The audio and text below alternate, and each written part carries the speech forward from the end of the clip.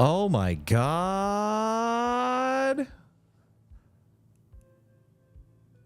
I think we're streaming. I think you're right. All right. What's happening, boys? How is it going, everyone? Just get our shit settled here. Once again, some really stupid technical problems to deal with, but we are here. Let's see who's here. We got Squat Bench Deadlift saying the hype is initiated. That's right. Which it is. Mr. Max, RPGs are human development machines or something like that. Just ask J. Scott Garibay. Yeah. He's definitely, he's onto something. It's not a human improvement engine anymore, though. Yeah, he's onto something. That something might be madness. But yeah. he's onto something. But if it's not a human improvement engine anymore, because it was an identity exploration engine, then it was a human improvement engine. And now it's something. Oh shit, we got balloons. Whoa, balloons. What the fuck was that? I don't know what that was. All right. Okay. Fair enough. But then it was the protection engine because of for the AI, C0, the new AI life form that made first contact with humanity through. Which I need to check back on that. He's been Dungeons and Dragons. I think he deleted the video. Did he really? I think so. Yeah. Wow, a surprising lack of self-awareness from Sky. My goodness, we already got a $20 super chat here from Uncouth Boy. $20 says, "Listen here, Jack, you dog-faced pony soldier. These streams are great too on my commute. Friday is my on-site day, so I have guaranteed quality each morning." Hell yeah, man. Well, that's good, man. Yeah, thank you for $20. Thank you for the $20, and I'm sorry that we were not here to have the Biden TTS read that for you. But I think that's must have been where the balloons came from. Yeah. It has balloons here. Okay. That was weird.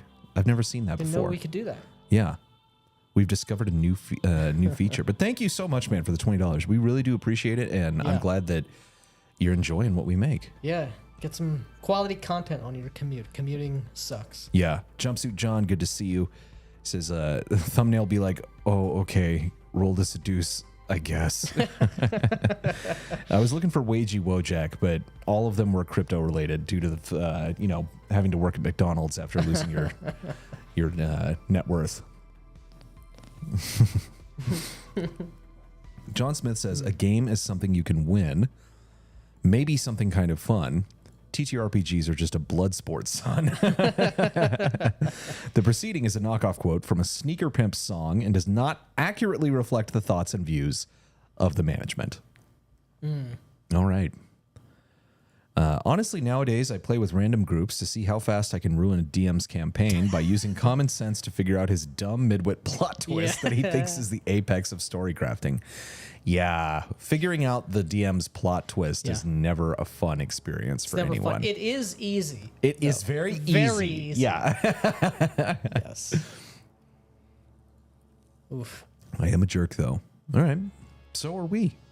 True. We're okay with that. On the other hand, hopefully they're learning that the twist isn't the pinnacle of the art. Oh, the plot twist. Yeah, no one is learning anything, I assure you. Oh, yeah.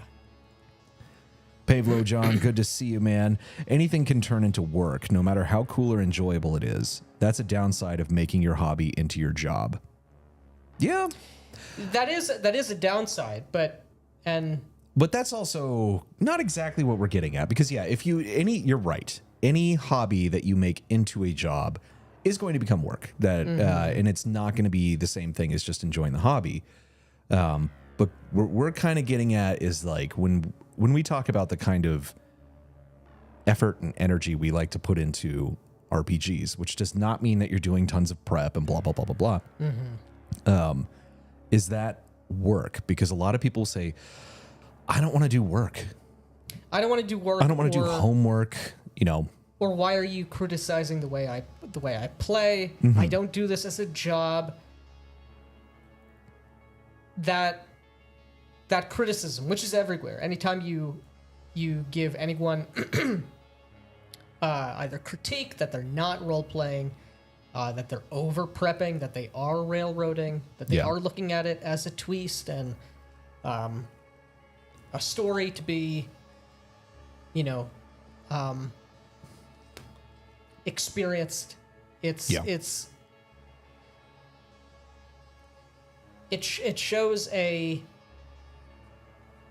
what would you say? It's a failure not only to understand the hobby, but it's a failure that exists everywhere, in that we can only really, a lot of people can only look at any activity, whatever it is, whether it is your job, whether it is an activity, whether it's movies, anything as either, sure. The another mind virus that is ubiquitous everywhere is that an activity can only be one of two things. It can be toil.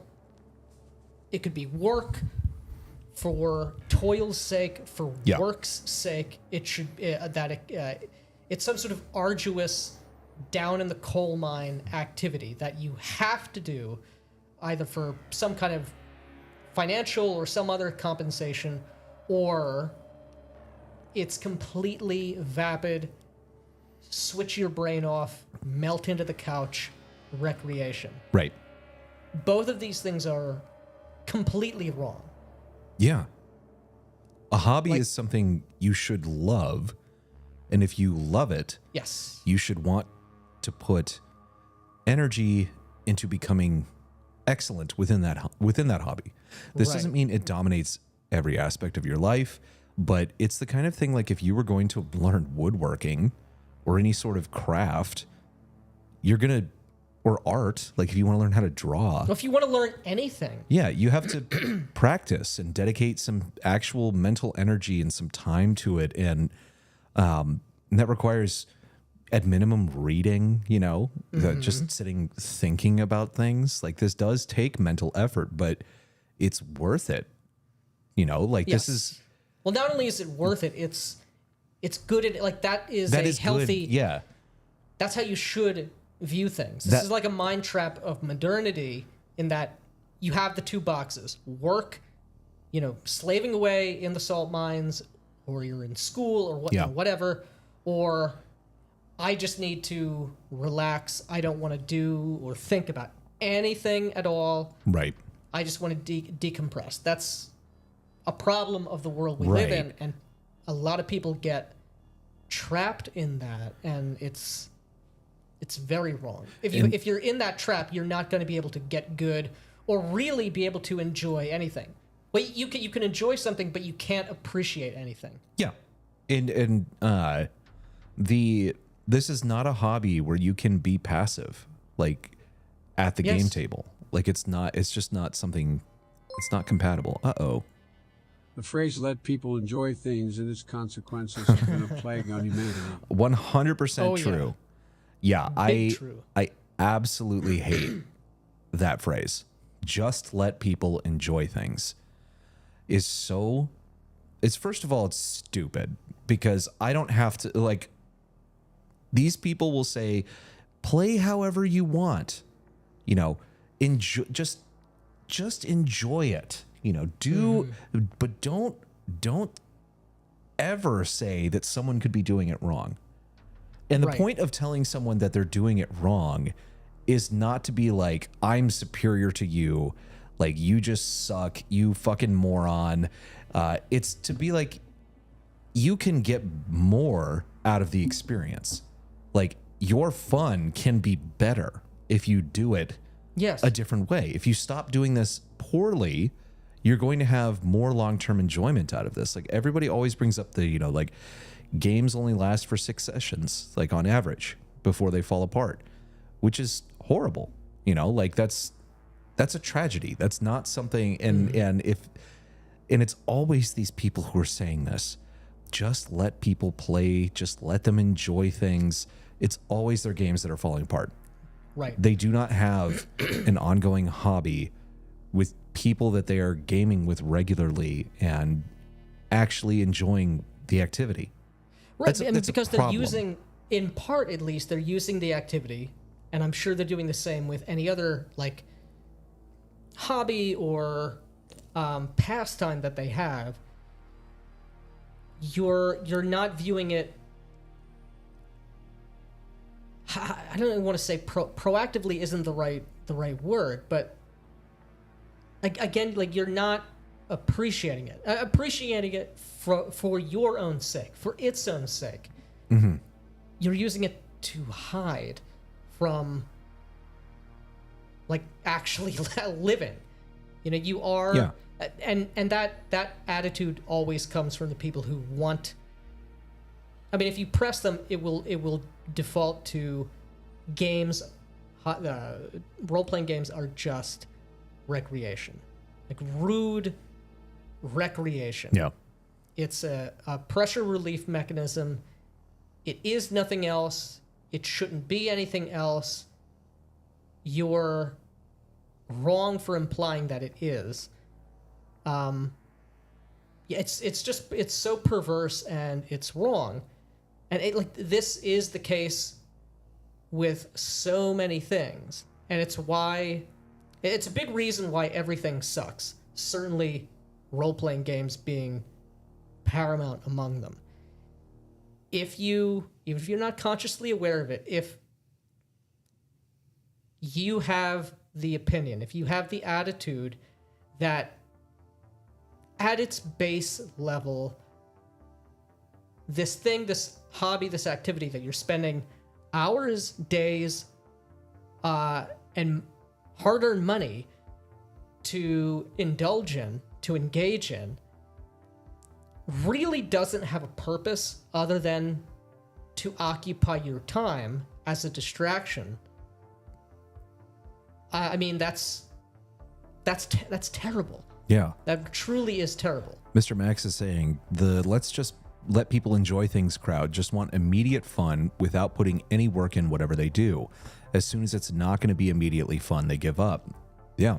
And it's the same thing with like people in the gym. Like you go and if you start low or you're doing, it's like, oh, this is fun. I felt a little good, whatever. But then if you start pushing yourself, it's hard. But there's massive rewards that come out of that. And people will just give up. It's like they have no... I don't even know if drive is the right word. It's like they have no capacity to endure even minor inconvenience. Well, it's definitely that, or inconvenience or discomfort. Yeah. And they're like the all of these things are tangled together. But I think even at the gym, it's the same thing. I lack the perspective and I lack the language to imagine that this thing that I'm doing could be anything other than fun, quote unquote. Yeah. Or backbreaking or soul-sucking toil. Yeah. And if those are the only two options you have, you're not going to make it. Like you're not going to make it, and it's no wonder.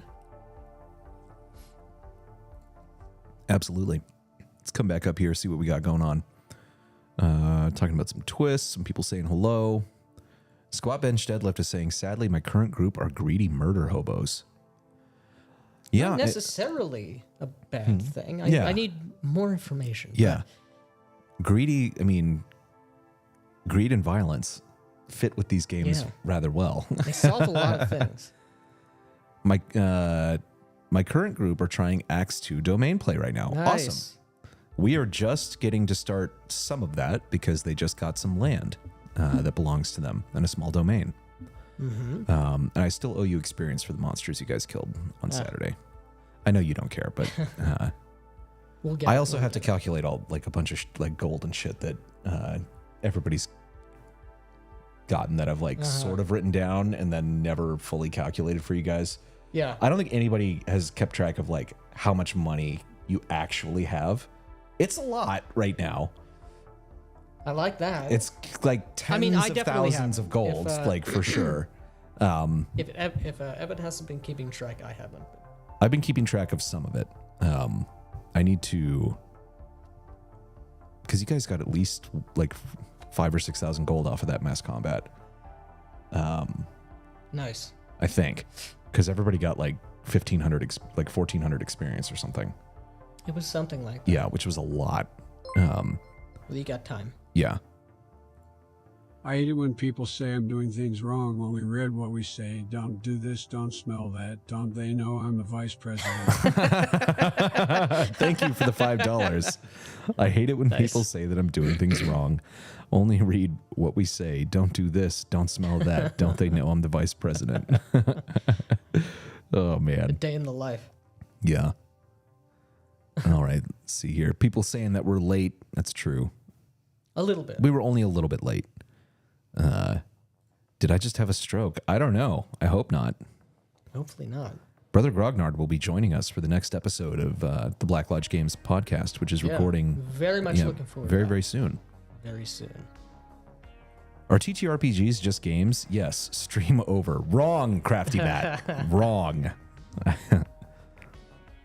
The real TTRPG is the friends we made along the way. Also wrong. Oh, yeah. Don't forget to turn live chat on, gents. YouTube is big dumb. That's right. It's on top chat right now. That's so stupid. Live chat. There we go. And of course, we've lost our place because of that. Are we ever getting those mugs, P. Diddy and Orange Man? I don't know what you're talking about. Maybe Black Lodge Games mugs? Potentially.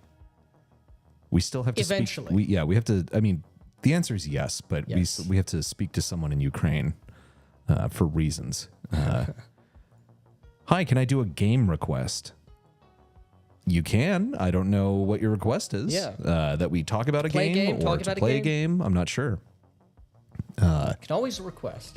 It's more work as an effort, not employment. Gotcha. Yes, correct. Yeah.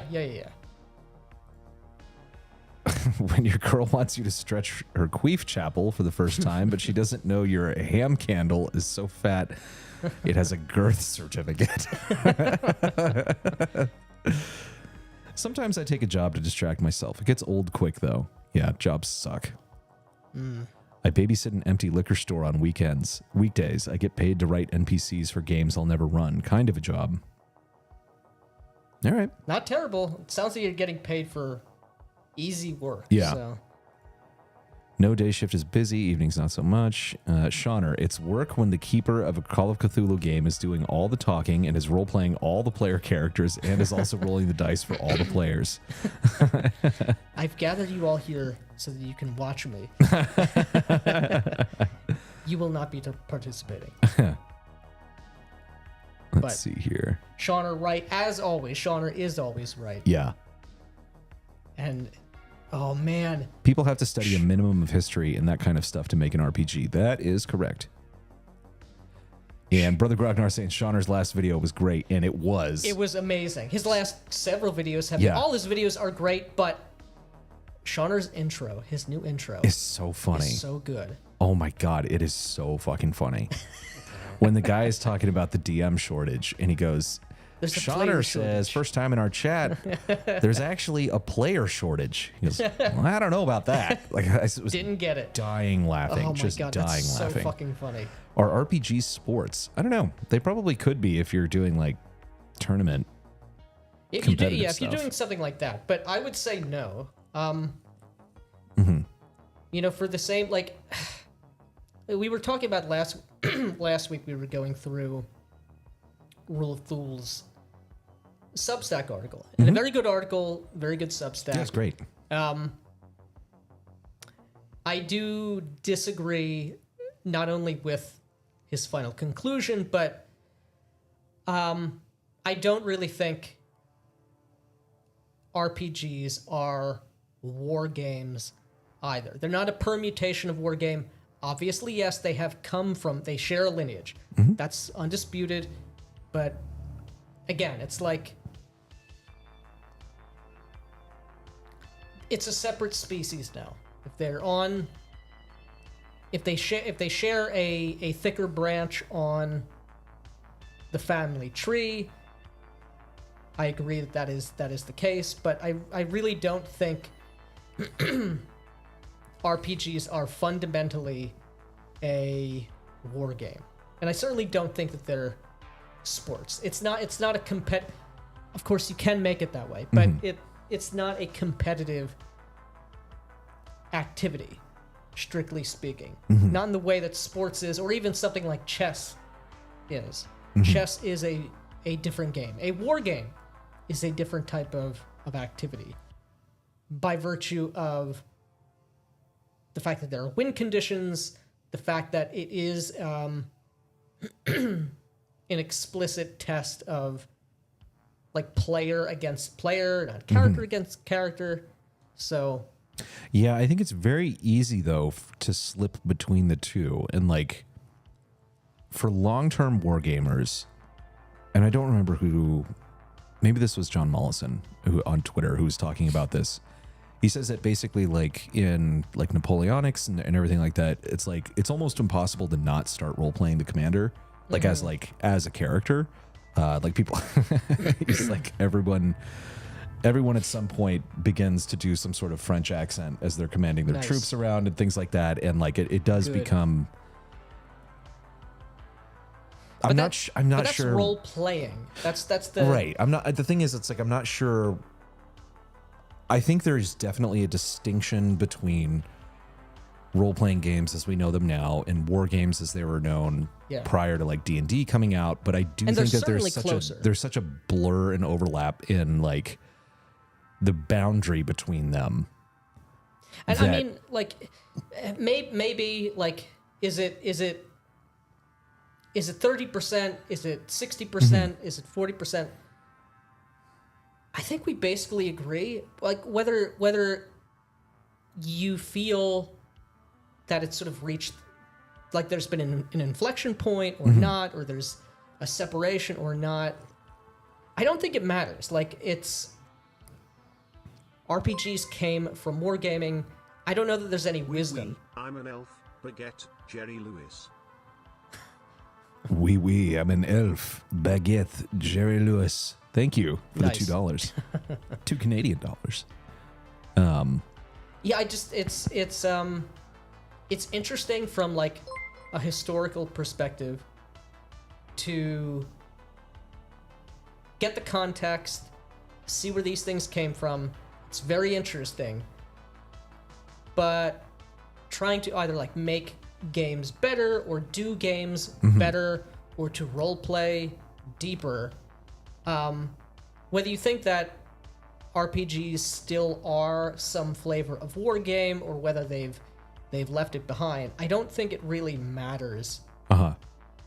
It's just like the conversation we were having about like technique last week. All of these things are very interesting and are pertinent with regards to like a broader and deeper appreciation of the hobby, but like immediate I don't even want to say utility because I hate that word. But I don't know. I don't know that there's sort of, regardless of what the answer is, I'm not sure what that really tells us. Yeah. Pure juice of modern nihilist idealist philosophy. Don't know what you're talking about. Some things are just bad for you and shouldn't be enjoyed. That is true. Yeah. That is true. Yeah. Like, I'm not going to do heroin. Good choice. I'm sure I could enjoy it. Sure. But I'm not going to. Yeah. Yeah. Yes. To me, prepping too much removes a fun aspect of the game, being just as surprised as the players and what will happen next. Yes. The fun work comes in improvising the unexpected situations. Absolutely. Yeah. I completely agree. That is, I agree. Being on the ropes and having to improvise. That is absolutely a huge part of the fun of being a game master. Yeah. And if you do all that prep and shit, and you have people who are engaging with the game and not just waiting to have your spoon-fed story to them, like they're gonna wreck all that prep anyway. Like it doesn't. Yeah, it's going to be a waste of your time. And that doesn't mean no prep is always good. I know there's people who do the zero prep thing. That's fine, whatever. Like roll a dungeon on the fly, but it's like we did an axe dungeon as like a side quest, basically because half of the players were out of town. And I spent 20 minutes reading through like the judge's journal on how to, make and stock a dungeon. And it took me 20 minutes and that was done. Right. Again, like it's very easy. You don't need to do tons and tons of like writing and coming up with things and all this other shit. It just doesn't matter. Because from a, what would you say, like a mechanical interface level, what are the obstacles? What are the things that are going to exist in the world that have mechanics attached to them? A dungeon populated with enemies or monsters. Okay.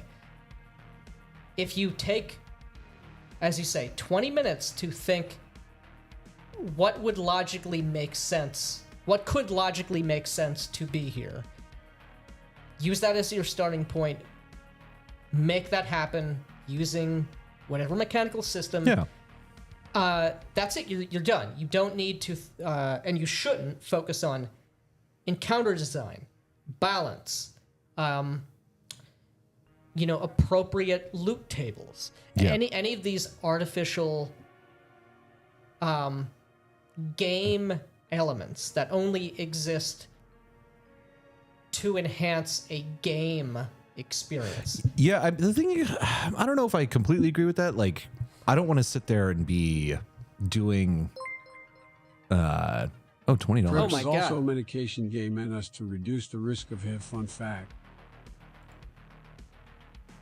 Prep is also okay. Thank you for that. Thank you for the $20. But please don't get us in trouble. Thank you for that important public service. A very important public service announcement. But what I was gonna say is, like, I think those things are useful and important though, because I couldn't have stocked this dungeon without the monster tables, without the treasure tables. No, completely. Actually, you can't see it. It just looks like a white piece of paper. I drew a shitty dungeon, and I rolled for monsters, and I put them places, and then I had to go back and edit one encounter because I looked up some information from one of the module books just on the Borderlands region in Axe, and was like, oh, let's do this thing. It's this destroyed elven keep. And I read the little description that's just a tiny little, it's like 3 sentences in that book. And it's like, there are were-rats who are conducting banditry out of this place. And I was like, oh, okay. So I went for one room and I overrode the rolls. Oh my God, it wasn't all completely randomly generated. Immersion broken. Yeah, and I changed the special encounter of murder maggots that I had rolled up. And I said, there are were-rats there. Because that makes sense for the exact encounter and dungeon thing that we're doing. Right. So that was easy. That was very easy. Yes. And I would say in that example,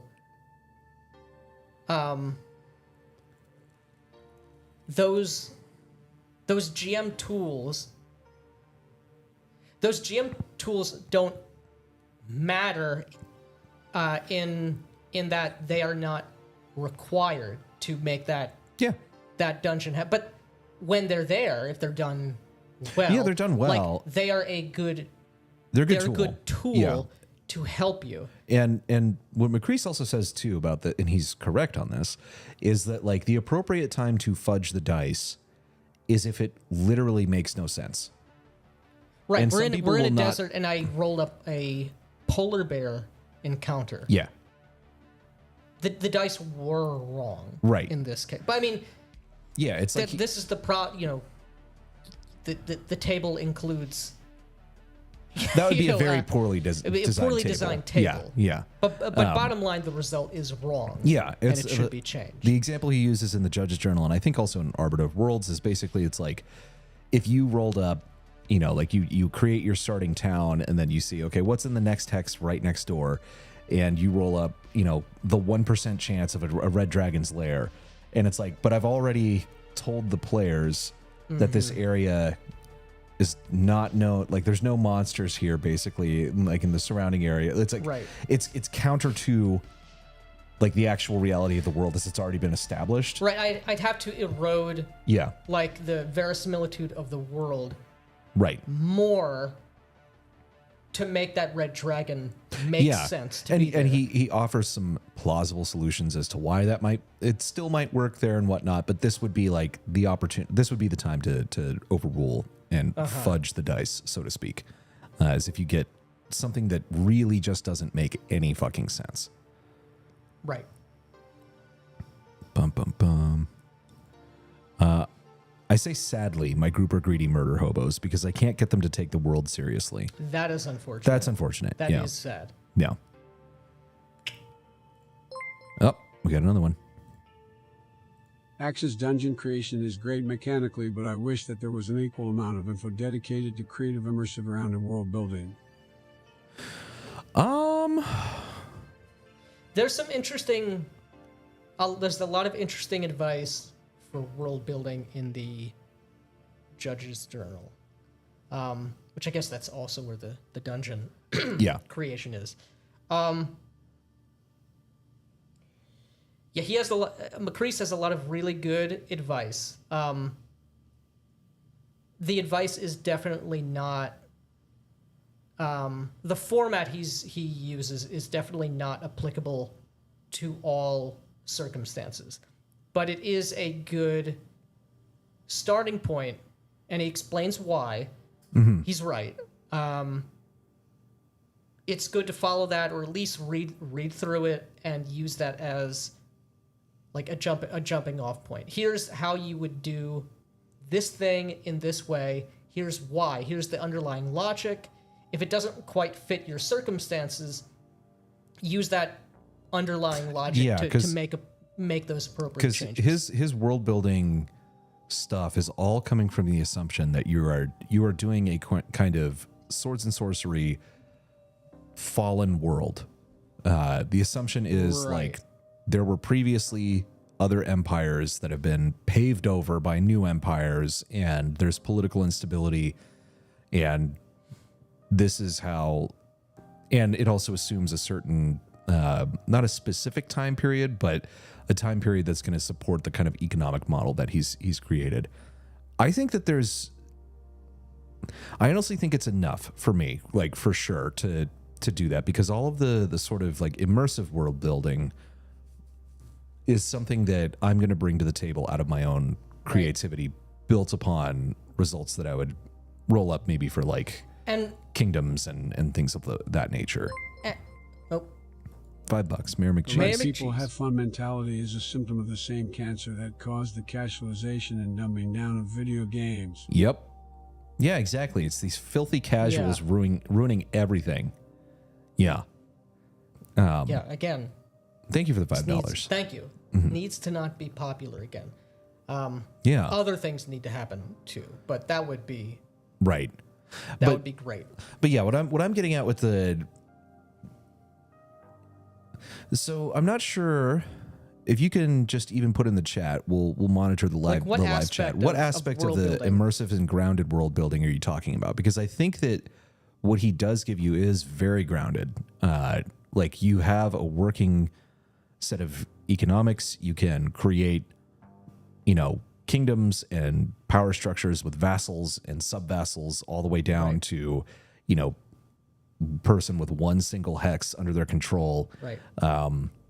But it is still very abstract. It is abstract. If he's looking for, like, how do I populate a city? Yeah. With NPCs, that's different. Axe doesn't really give you any advice in that regard. But something like, we talked about it a couple streams ago, Damnation City. Yep. The VTR supplement. It's not really a supplement. It's like a source book. Yeah. That's much better. And even if I'm glad that kind of advice is not in Axe, because it's big enough already. Yeah. It's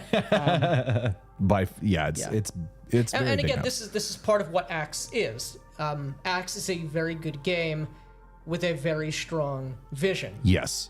Which necessarily means it can't be all things. Right. And I'm sure Macrease has some really interesting advice born of experience.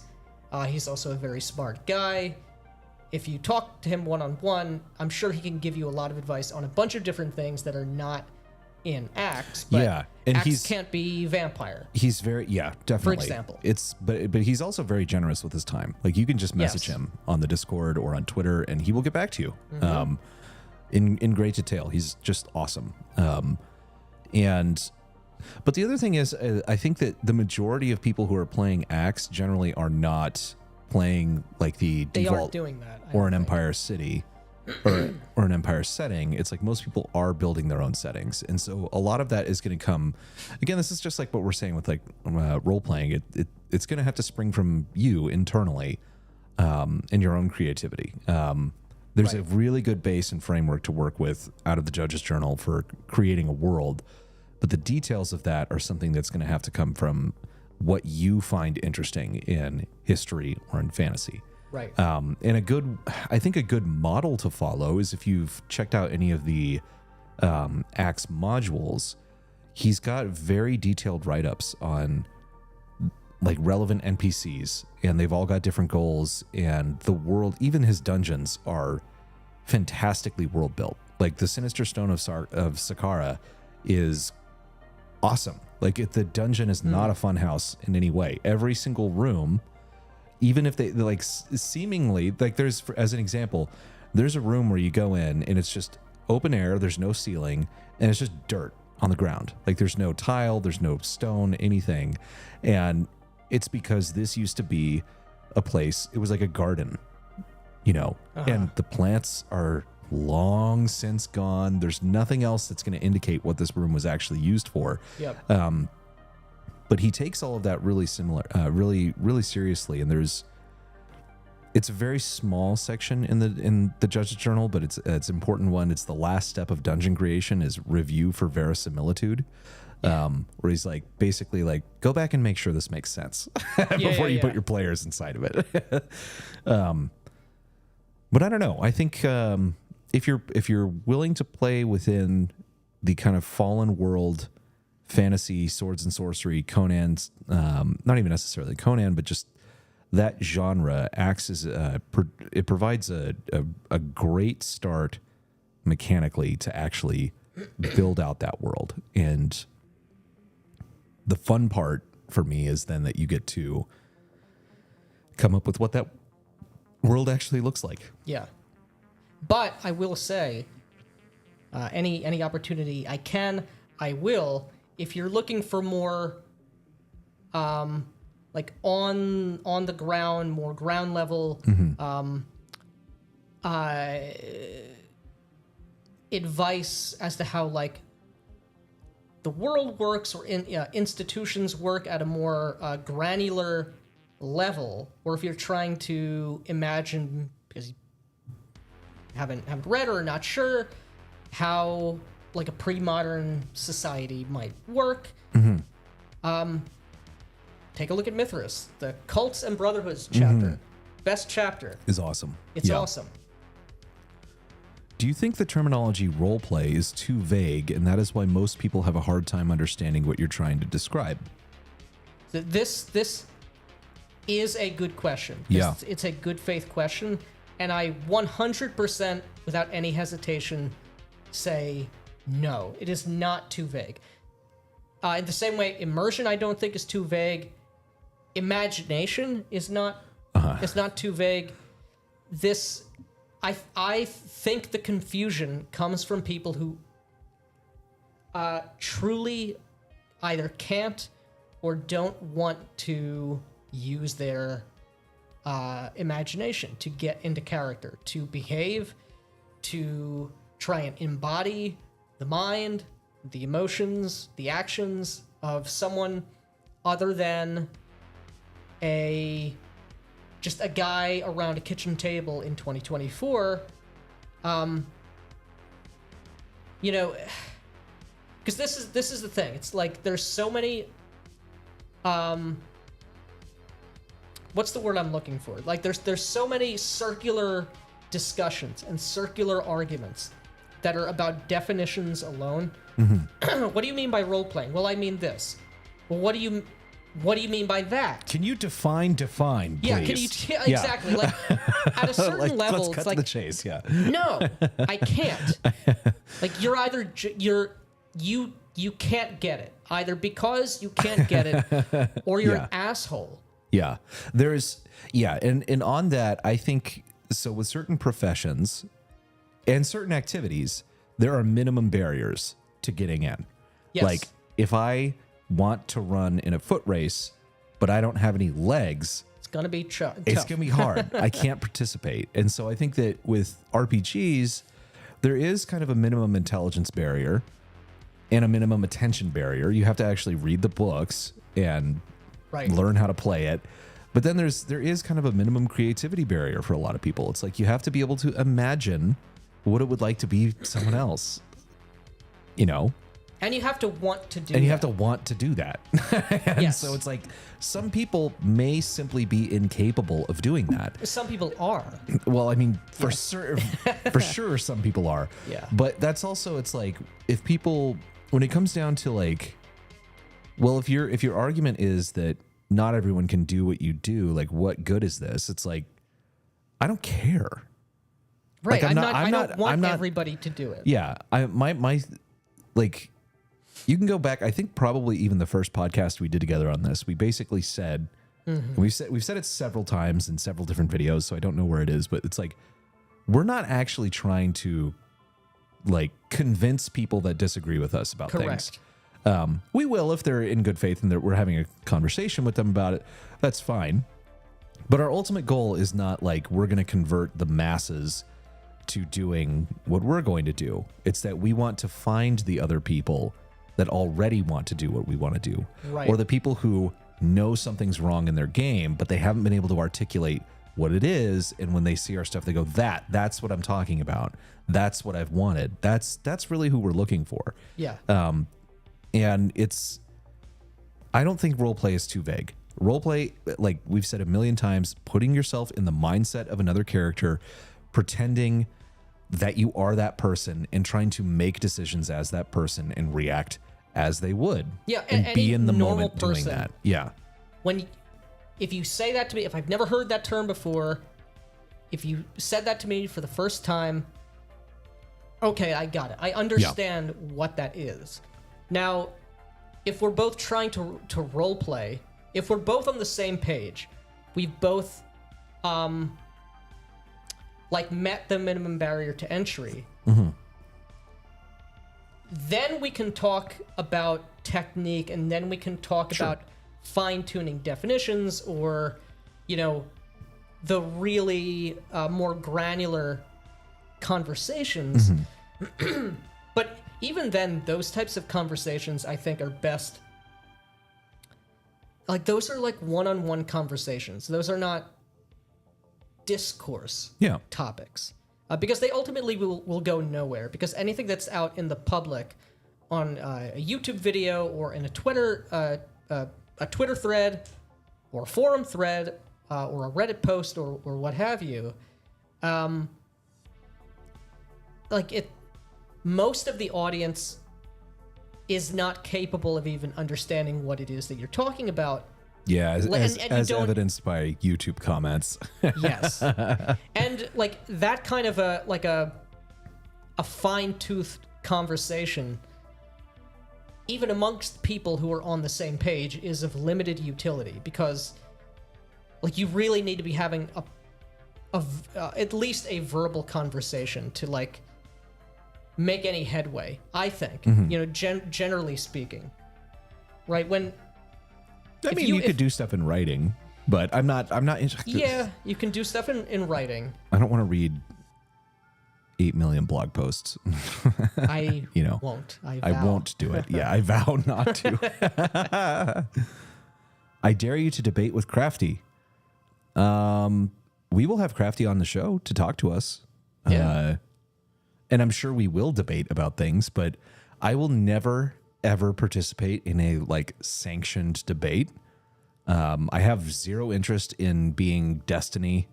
It's the worst. It's like, just terrible. That thing is that if by now the utility of debates has not been like disproven once and for all. Yeah. Like, I don't know what to tell you. Yeah, we'll have Crafty on sometime though. Yeah, we'd love to talk. We would love to talk to Crafty, and he can tell us how wrong we are, and we can obviously correct him. He wants to request Strip Twister. Don't know. This must be a different conversation we've missed. The game request. This salted black licorice is sending me into a eudaimonic state right now. Black licorice is the grossest. I hate that flavor. That anise, disgusting. Yeah. Like, ugh. Sometimes the work is to not lose it when the GM is being shit and you try to remain polite. Yeah. Yeah. Sometimes the answer is to not be polite. Yeah. Shauner's intro will eventually expand to eclipse the sun. Screw game requests. I have a gay request. Do you guys think you could be more like Jason Carl? The fact that you don't look like a Nosferatu with shitty level 3 obfuscate is triggering to me. Jason Carl is, he's great. I don't know about any of the other people on, on that show, but once you've played enough war games, like Check Your Six or even Advanced Squad Leader or something like that, you'll never confuse a TTRPG and tabletop wargaming. Okay. I will take your word for it. Our top guy. Oh my God. Soon to be chugging whiskey and smoking cigars with the homies, Nice. but I made it in here for a bit. I want to see Destiny, Ben Shapiro, Paul Joseph Watson, and Jordan Peterson all get shit-faced together. Well, that will never happen on Black Lodge Games. Yeah. But thank you for the $20, man. And I'm glad you're out there smoking cigars and chugging whiskey with the boys. Yeah, man. And thanks for stopping by. Yeah. You Thank are, you for that $20. Yeah, that $20 is very generous, and you are our top guy. Bum bum bum. I knew a guy with a Warhammer 40k orc army with a general named Napoleon. Had a little bicorn hat and everything. That's awesome. Yep. Hell yeah. Napoleon. The very first computer war game I ever played was an old SSI Kampf group, and it had absolutely zero role playing in it. It was just pure wargaming, fun stuff, but definitely not an RPG game. Shauner will have to tell us what that is. Yeah. Maybe not a sport, but a drinking game. You get to add a dice to your roll for every shot you take. How bad do you want it? How bad do you want your liver? Well. Okay, pals, can you be an elf or just a pointed ear human? I don't know. I think this is like, can you truly role play an elf? And or in any other like non-human species. Mm-hmm. Yeah. My answer would be 99% of people can't. 99% of the time you shouldn't. Uh-huh. It can be done, but the real problem is that elves or dwarves, as they're portrayed in D&D or Pathfinder, they are just humans with pointed ears. Something like a world like Glorantha has truly alien non-human If having species. kids has taught me one thing, it's that disgust is a learned skill. If it's taught me two things, it's that imagination is an unlearned skill. People actively unlearn it, but can learn it again. Yeah. This is also why, like, children do this. We've said it before. Right. You've said it before. Yeah. Children intuitively know how to role play. And if you explain what role play is, like, oh, got it. I was just doing that for like 20 minutes. Yeah, and you're 100% right that people unlearn how to be imaginative because all kids can do this. All kids can play pretend. They can put themselves in imaginary circumstances. And I don't know if it, like, certainly some of that is beaten out of you in maybe it's just through school, or sometimes it's interaction with peers as well, of just being like, that's gay, you're not a kid anymore, you know, like all right, like all of that. But it is it's definitely something that is stamped out of a lot of people, and I think it's hard for people to try and access that again if they've let that be stamped out, because there's a lot of embarrassment and shame surrounding it, which is like really fucking lame. But yeah, I don't know. I think it's can it be learned again? I think it certainly can for some people. For some people, for it some can. people, For people who meet that minimum barrier to entry, it can be. But for some people, it just can't. Yeah. some people have macular degeneration. Yeah. and their eyesight ain't coming back. Yeah. You know. Thank you for the $10 though, thank you for running the Dungeons and Dragons 4E game. That was fun. That was fun, and we're very much looking forward to continuing with that. We are playing not a campaign, but not a one shot, a small little string of scenarios in Dungeons and Dragons 4E to give it a shot, and it's way different than the one time I played it at a comic shop. The guy who ran that game had no idea how to run the game. Like, just straight up. Like, we were told, like, I didn't have powers. I didn't have anything. I was a thief for a rogue.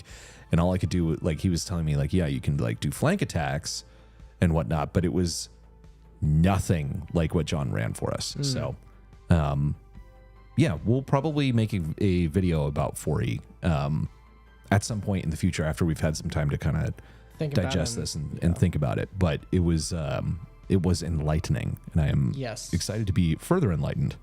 Indeed. I know it's been mentioned a million times, but the anime Frieren is probably, is that how you say it?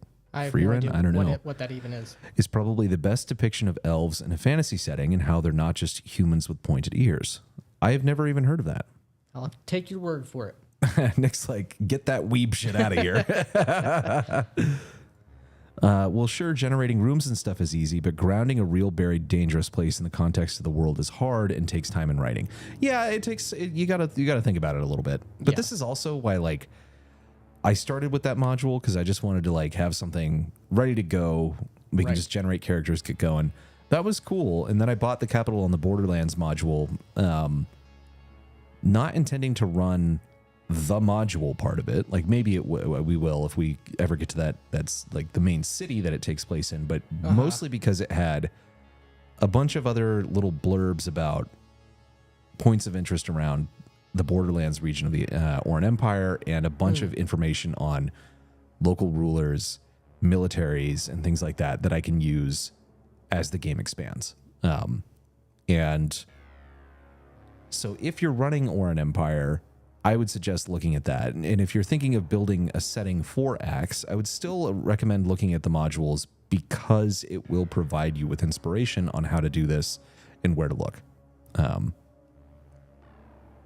Yes. I'm working on converting my player's setting guide into a starter adventure, and I feel like the dungeon I came up with is really solid in terms of what exists in the setting, hopefully. Good. Nice. That's awesome. Yeah. TTRPG is a simulation. GM is a clockwork god, and the players are another person in a foreign world. Games that don't reinforce that is a failure. I don't think... I mostly agree. I disagree with the clockwork god. Yeah, me too. Part. I mean, there's parts of it I agree with, but fundamentally, I'm not just... You've said this before. Yeah. I'm not just arbitrating rules or calling for die rolls or for mechanical effects. I am role-playing just as much on in the GM's chair as I am in my player chair. I'm trying my best to get into character with all of the different NPCs that I'm portraying, and I'm trying to think how they would act and react to what the players are doing and what they also have going on in their lives. I am an active participant in the game. I'm not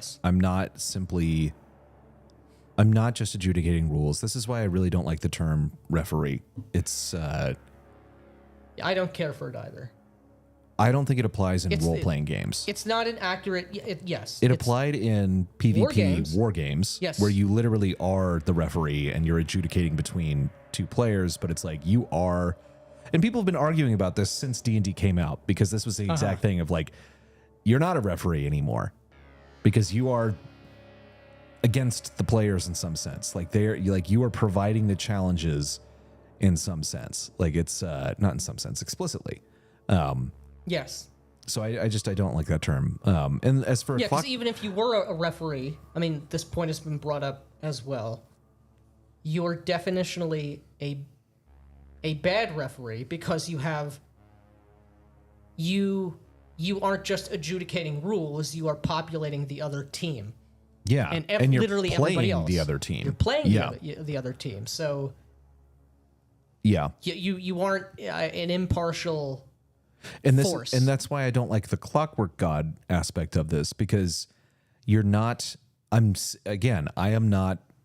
I didn't just set a world in motion and then it goes and it ticks away according to how the gears operate and everything like that. Also, a problem with like the worship of technique rather than role playing. Right, because I am role playing those things, and again, this is where I think Macrease also gets it wrong. It's like or gets it right, and other people get it wrong. Is he describes the GM as both God and the devil?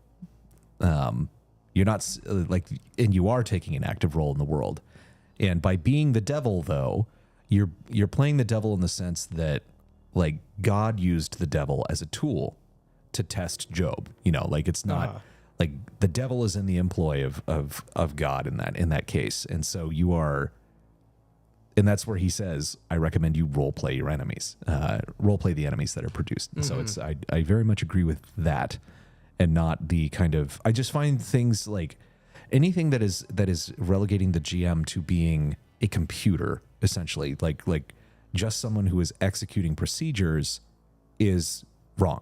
Yeah, I agree. And I don't think, like, most people don't do that, even if they say that they're doing that, because they are going to role play the enemies and they are going to do this. I think it's like the word storyteller from the White Wolf games. This is a bad mental cue for you to think in that way. Even if you're not always explicitly doing that, like, you're not being strictly a clockwork god, or you're not being strictly a storyteller, it's still this kind of subconscious thing that's going to get in there.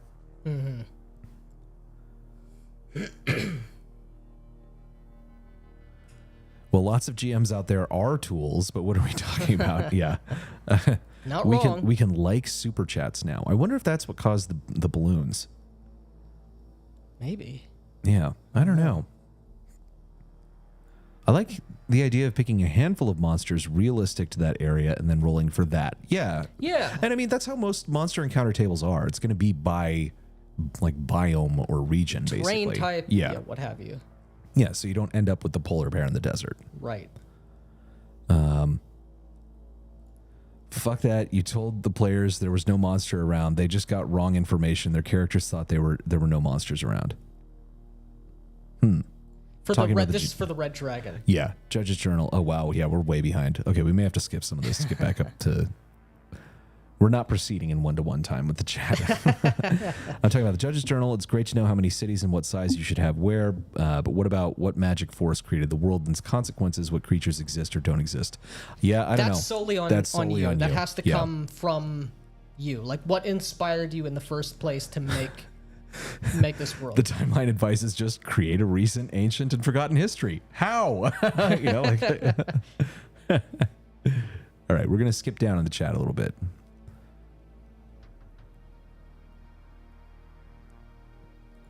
Video game players don't seem to have an issue defining what is or isn't roleplay. Only TTRPG players seem to struggle to figure it out, which is fucking insane. Yeah.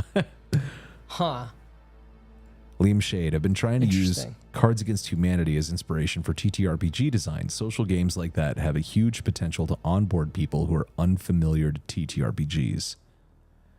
Interesting. That's interesting. I'm interested to hear more, but I think the people who you're catching in like the Cards Against Humanity net are like those fish are all too underdeveloped and small. You have to write a dissertation on Gilgamesh and his relation to Han Solo to TTRPG Goodly. Meaning has never been work for me because I got good at this acting thing called improvisation. Ooh, scary word. We are talking about getting better through critiquing and improving ourselves. Then practice improve. Good job, Biden. Yeah. Accurate Biden read of that. Being a GM has never been work for me because I got good at this acting thing called improvisation. Ooh, scary word. If we were talking about getting better through critiquing and improving ourselves, then practice improv. For $20. Thank you, Jumpsuit John. Thank you, man. Yeah, you definitely need to be able to improvise. You have to. And the thing, you're right. You get better at practicing it by practicing it. But the thing is, I don't think there's like practice exercises you can do. It's like you just have to game master more and more and more. You get better at it over time. Yeah, just keep doing it. Yeah, keep doing it and you will get better at it. And I do think things like reaction rolls can really help with that, because it's just like it gives you some jumping off point as to what the attitude of the person is in regard to whatever just happened. If they tried to get bribed or whatever, roll the reaction roll, see what it says. Is it hostile? Okay, I can use that as a little inspiration to jump off and role play there. So that is a useful mechanic that can be used to aid in that. But the improvisation, again, is always going to come internally.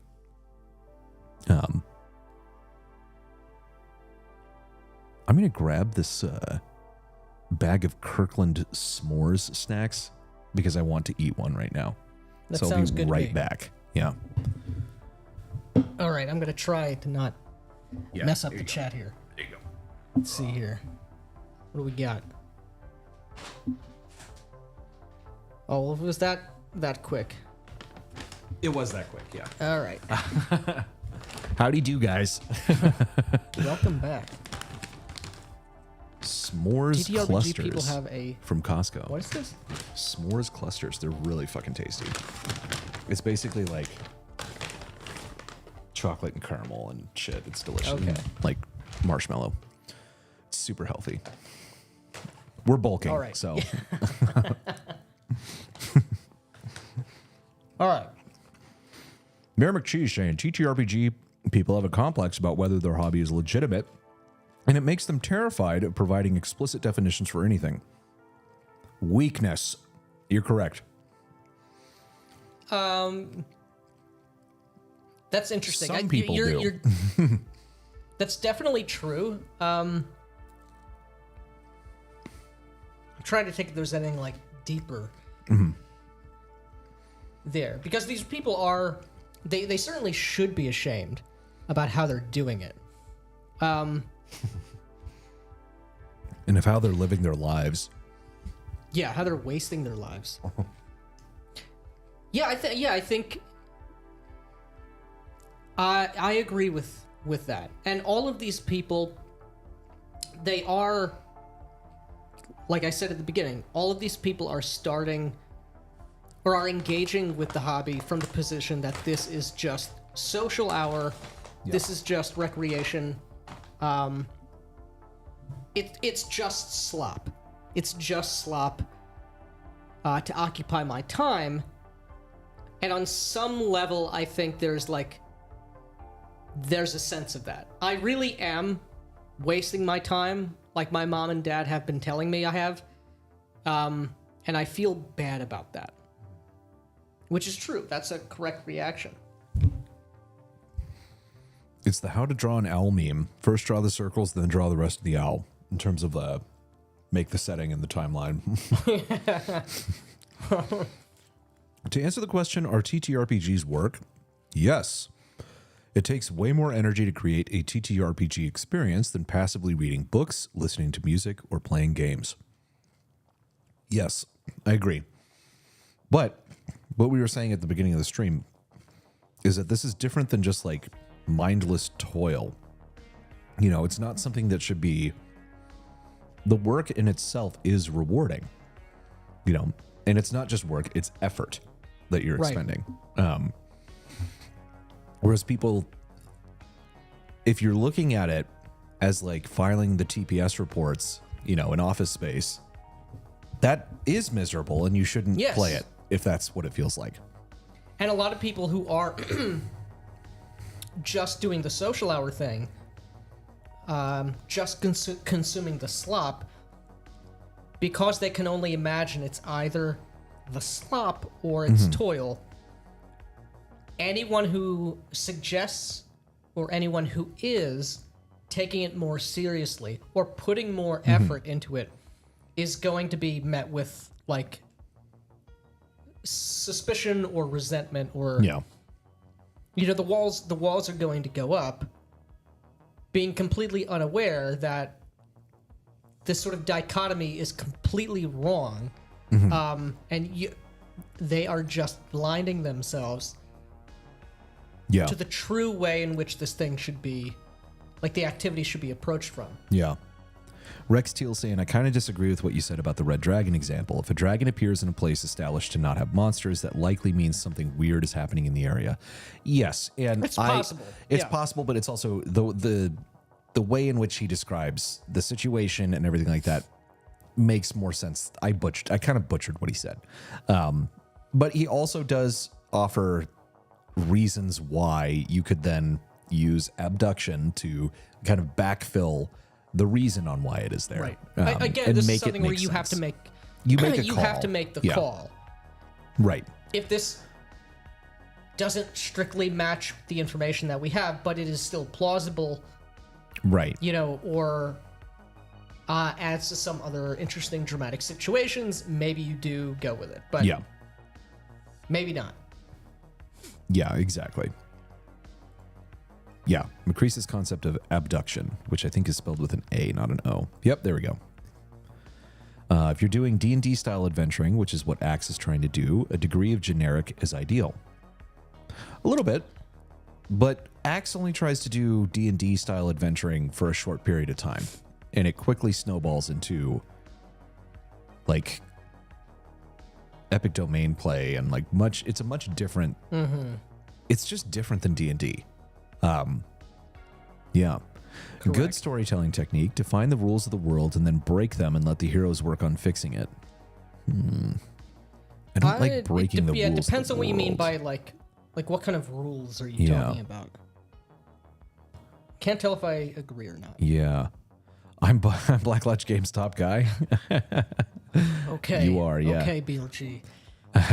First question is, why do elves exist in your world? Then tell me what their current cultural beliefs derive from, their historical, geo, and bio circumstances.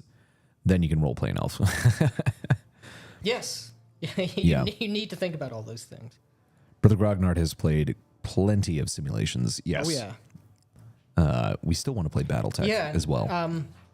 This is also really, just like playing 4E, for me for the first time, I also have never done any, I've never done tabletop wargaming at all.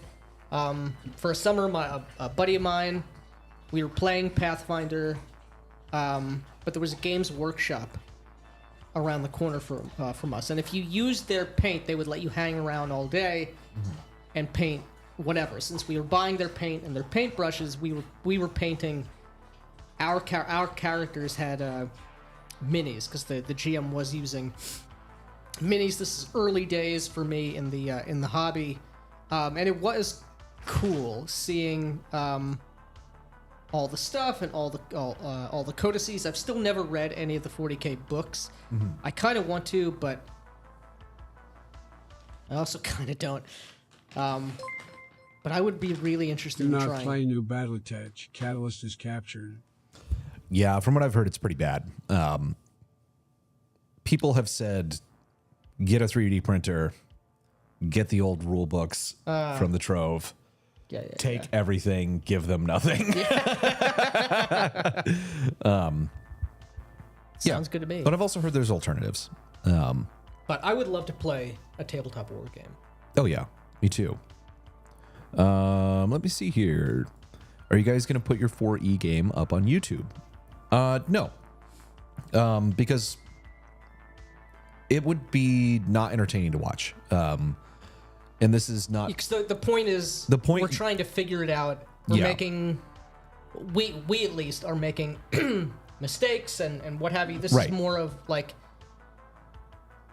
We're doing a test drive at the dealership. Yeah, right. Exactly. It's that kind of a thing. It's so, and we're asking lots of questions during the game. Like it's not really an example of like an immersive. Yeah, like an immersive thing, or like what, or we're what still, we do. We're still role playing, but right. But the the point is that it's like this is a crunchy system. It's very different than a lot of games we've played, and we kind of want to get that experience and see how we like it. So it just wouldn't be an entertaining thing to watch, I think is the problem. And most if you watch people actually I'm playing, entertaining as hell. Speak for yourselves. yeah. Thank you, John. It's $2. Thank you very much. You are entertaining as hell, Yes. and it is a super fun game. We are very excited to come back to it. But it's not even just like, oh, this game is not entertaining. It's literally watching live plays generally is not entertaining because it's about the people at the table. So we may put more games online at some point. I think we will. I would like to. At some point, it's just finding the time and there's a whole all of the technical aspect with recording this logistical- shit too. yeah. But I do want to at some point. I do think it would be funny to go back to Cyberpunk a year later. yeah. Keep it where it's not. What is it? It's 1-to-1 summertime only.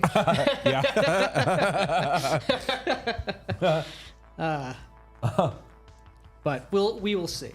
Yeah.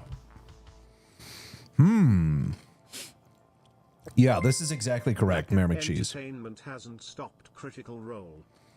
Thank you. How do they keep getting away with it? All right, let me see if I can find that thing I just clicked on. Yes, he was trying to run 4E like it was 3.5. That is my only. That's the only way that I can make sense of it, because we had a TPK in the introductory free scenario that Wizards put out when they released it. It was the first day that 4E was out. It was terrible.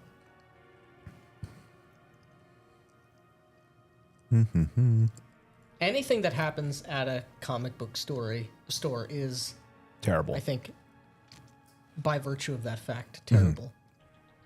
Within the Ring of Fire, the definitive greatest game ever made, does non-humans the best way, in my opinion. Many of them are just monsters, basically, but many people are playable and relatable, but still slightly alien.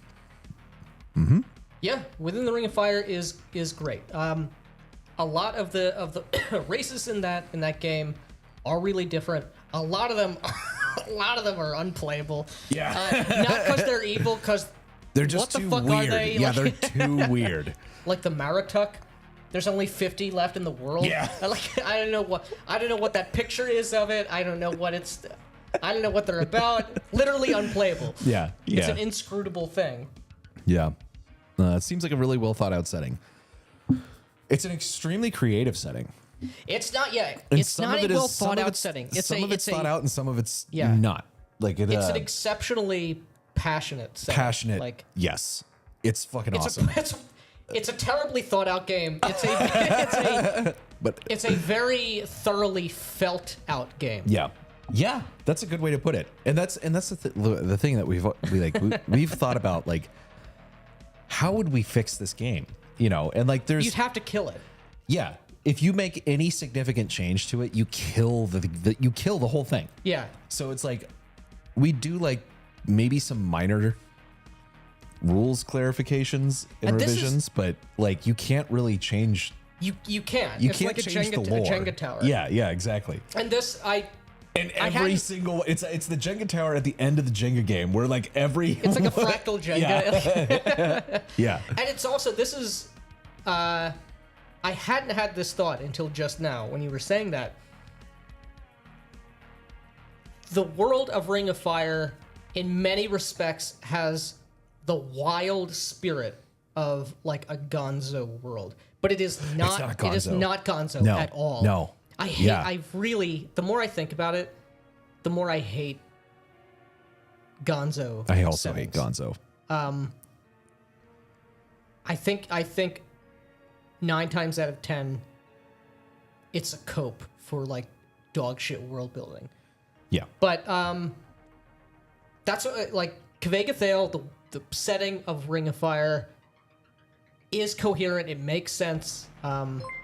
It's not Gonzo, but it's wild. Have you guys like ever thought of playing Empire of the Petal Throne? Yes, how often do you think about the Empire of the Petal Throne? How often do you think about the Soliani Empire? Every day. Yeah. Multiple times, I don't know, like 3 or 4. Yeah.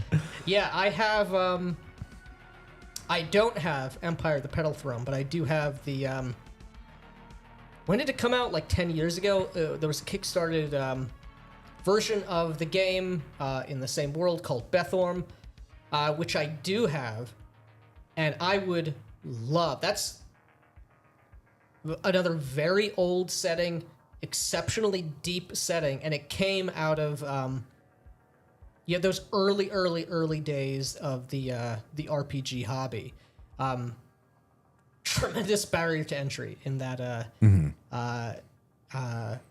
for that setting, but I would love to run or play. I would love to do both. Play in that world, and I will eventually. Yeah. You are the god of verisimilitude as GM. The judge calls witnesses to the stand. Let me see here. Gaining more exposure to you guys thinking for a bit. Our attitudes differ in ways, but I believe immersion through depth of roleplay is the most important thread you're following. Keep at it. Thank you. Thank you, man. Yeah. We also think that. I think referee is a fair term. You're the arbitrator of the rules and one responsible for how the world and people within react to the players. You're a neutral and hopefully impartial party. Like, your rulings need to be impartial, and you do need to execute the rules in good faith and not cheat and make sure that everything, people are dotting their I's and crossing their T's and all that stuff. That is a function of the game master. Mm-hmm. I don't think it's the defining feature. No, because I also expect that the players are going to be executing the rules and procedures in good faith. Right. The fact that there are rules implies that there is a standard that, like, what would you say? Like, a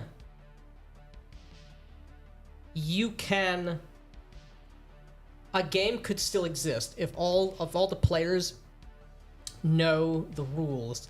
Much of that, like, arbitration work of a GM would already be done by the fact that there are books and other players who are doing this. It's not to my mind the defining feature, either in, like, the quantity of what I'm doing or what I'm thinking about in the game, or the spirit of it, the quality of it either. Yeah. Let's see here. Where did I click on that? K Dolo says, my comments seem to be skipped constantly. I'm wondering if I'm one of the types of people who should be barred entry to the hobby. I don't think so. No, we're not trying to. Yeah, we're not trying to skip. I just scrolled up a bit to see. We're skipping a lot of people right now. Not intentionally skipping you, but I did see that you called Mr. Max French or made a joke about that earlier, which is great. But we we're not skipping you intentionally, man. I do apologize if we've missed any spicy or interesting comments. We will definitely get big mad and probably call anybody out if we'd already be getting angry if we were signaling someone out. We wouldn't be quiet. Yeah, we wouldn't be passive aggressively just not reading your comments. We'll keep a lookout though. Because you roll dice doesn't mean you don't have to not role play. Just start with the reaction roll for the NPC and discover something you didn't know. Sure, that's fair. Mm-hmm. Instead of roll tables, if I had a small set of soft locus that could help generate ideas for the world, would be more effective for your type of playstyle. I don't know what that. I'm not sure what you mean. Yeah. A battlefield bathed in ardor, for example. I don't know what you're talking about, man. Sorry. Maybe. Oh, we got another super chat came in. Thank you. Have you ever considered taking a Gonzo setting like Gamma World and giving it a more serious tone in the way you want, or would it just be a wash? I mean, so you can take even a Gonzo setting more seriously. and I'm not like opposed to that. It's just a question for me of like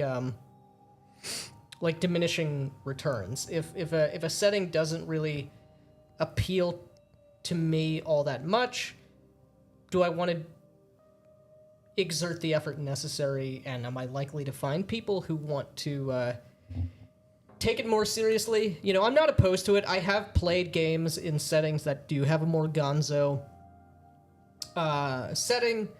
I played in games of Torg, which were really fun, mainly because a good friend of mine who also lives here in Austin, which we will probably be seeing in a couple weeks. You guys should try out Dogtown. It's a Turk set in 1970s New York where you play as the dregs of the criminal world, and it has a 1970s sleaze. That Nice. sounds cool. Yeah, it sounds cool. Dogtown. Okay. Interesting. Yeah, sounds cool. I'm also interested. I would love to play in a Rifts game. I just listened yesterday to Shauner shit all over Rifts, and he's probably right because Shauner is always correct. But that cover is so cool. I don't know what it is. Oh, yeah, it's awesome. With the babes and the with lizard the babes thing. and the lizard man on a hover thing. Yeah. Like, I don't know what's going on here, but it looks cool as hell. Yeah. So I would also say, so with this thing, not all Gonzo settings. I think it's like when people self-describe their work as like, this is Gonzo. It's usually like overly self-indulgent. It's a red flag for me that I don't really want to play in it. It really kind of just depends because there's even. Here's a narrative out for us to make like references, like pop culture references. Yeah, I don't want pop culture references. But I'm fine with even like a game with like a sillier tone, but also taking that seriously. Yeah. Like I like the Fallout world. Yeah. And you could roleplay in that. Clearly a sillier. Yeah, it's like a satirical. Yeah. Like I get it. I know that that's what they're doing. Still cool. Still like it. Right. And you can have things like characters of like, you know, the weird mutants and shit like that. Yeah. And it can be very funny and everything, but it still fits. Yes. The thing is, it's like when Gonzo settings are not coherent, I hate that. Yeah, that's it's more incoherence. what it is. Like when you're using it as an excuse, right? Rather than as like a creative vehicle to do something interesting. Right. Bum bum bum. Role-playing games are at their best when they are an exploration of the human condition. If you play a weird race or setting, you miss that. I agree. 100%. Yeah, and I like when the bad guys are other people. Yes. Like monsters are cool too. But I like it when they're other people. Right. Man is the most dangerous animal. Speaking of Gonzo, what do you think of Rifts? Okay, yeah, we just talked. Yeah, I've heard the system sucks, is the thing. I don't know. I haven't played it. I haven't either, but I've never heard someone say that the Rifts system is great. So I legitimately don't know. I don't know. One way or another. I've never played Palladium Fantasy either. Yeah. Gonzo only works if you keep the Gonzo internally consistent. Yeah. Most just think Gonzo is a kitchen sink and free pass to be random. That's what I don't like. I don't want random, you know. Yeah. Everyone should give Horde Wars a try. They Agreed. should. And we are going to give it a try very soon. We will. Already have the PDF. I want to get into. I want Blackwell to run it for us. So when time opens back up for games, then I want to get into one of the games in his Discord. Awesome. Yeah. As desired, which can be as short bullet points or long notes. Troglodytes are basically Dagon, and their entity is roughly Cthulhu, reskinned as Sumerian Tiamat. It sounds like it's part of... Yeah, a wider discussion. Yeah. It was a joke. All right, good. I don't feel bad. Let's ban K Dolo. No, I'm just kidding. Now we will. Get out. Cool. People still talking about different settings and whatnot. Nice. GURPS had Cthulhu Punk, a cyberpunk setting mixed with Lovecraft. You know what's Interesting. funny? Before I moved over, They do skip you, Dolo. They said so in another stream. Sorry. I did have an idea, not explicitly like Fishman and Dagon showing up, but I did have an interest. I think it's an interesting idea. I ended up we went with the Blood and Sunshine, but I was pondering a more sort of Lovecraftian cyberpunk campaign. Maybe I'll do that again one day. Yeah. Yeah, you guys don't really do passive aggressive, do you? We try not to. No. Yeah. Gamma World as Gonzo, it seemed pretty straightforward back in the late 80s, but maybe it's changed. I don't know. I'm not terribly familiar with Gamma World. Just make everyone Marvel characters and your roleplay is, well, that just happened. and guys, I'm like a mage. It's so weird. Anyway, let's kill the dragon or something. We only speak in millennialisms. Dogtown is free, by the way. Okay, cool. We're going to have to look that up. You guys should stream the character generation of the Fatal RPG. Don't bother playing the game. Just make a character and see where the madness takes you. The thing is, I've never looked. I've never downloaded Fatal. I've never looked at it. But like Fatal is so old. It's from like such an older iteration of the internet that it has to be tame, more or less, by now. Like I feel it's one of these things. You're like, oh my god, this. Have you seen that movie? It was like, you know, it made people faint in the movie theater, and you watch it 30 years later, and it's like, oh, okay. Or you watch it that year and it's still like not that bad. Like people were talking about like Hostel was like the most fucked up thing ever. Now I watched Hostel it, is not the most. and I was like, it's gross, but Yeah. it was silly Yeah. and intentionally silly. Right. So it didn't really like freak me out. Yeah. Yeah. That would be funny though. Fallout New Vegas isn't Gonzo. I don't know about 1 and 2. Definitely 3 and 4 is Gonzo. New Vegas is meticulous about stuff that logically follows the consequences of the NCR expanding. Yeah, I wouldn't say that Fallout is Gonzo per se, but it's definitely this. To your point, Matt, about a sillier type of world. It's certainly sillier. Like you have,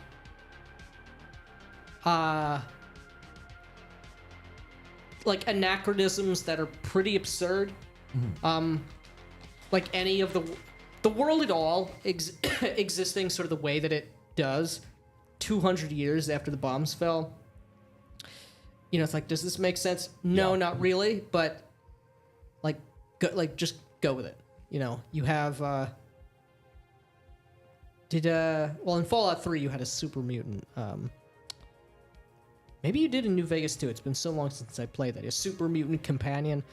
You know, it's not Gonzo, but it is sillier. Yeah. Gonzo just has the lol so random feel to it. That, and it reminds me of trying to read Hunter S. Thompson and just rolling my eyes. Yeah. Yeah. I love the movie though. Oh yeah, Fear and Loathing. Fear and Loathing Yeah, is so good. Yeah.